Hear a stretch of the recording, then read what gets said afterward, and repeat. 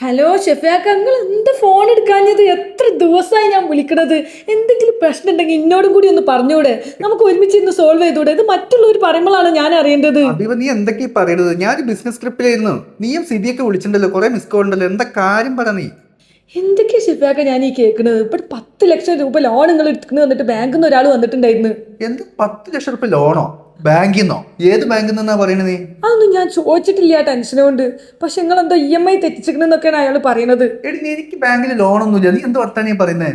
നീ ആദ്യം സമാധാനമായിട്ട് കാര്യം പറയുന്നുണ്ടേ പറ. ഷെഫിയാക്ക, നിങ്ങൾ ബാങ്കിൽ നിന്ന് ലോൺ എടുത്തിട്ടുണ്ടായിരുന്നോ? ഇല്ല അഭിവ, എനിക്ക് ലോണൊന്നും ഇല്ല ബാങ്കില്. പിന്നെ ഇവിടെ നിങ്ങൾ 10 ലക്ഷം രൂപ ലോൺ എടുത്തിക്കണ EMI തെറ്റിച്ചിരിക്കണെന്ന് പറഞ്ഞിട്ട് ബാങ്കിൽ നിന്ന് ഒരാൾ വന്നിട്ടുണ്ടായിരുന്നല്ലോ.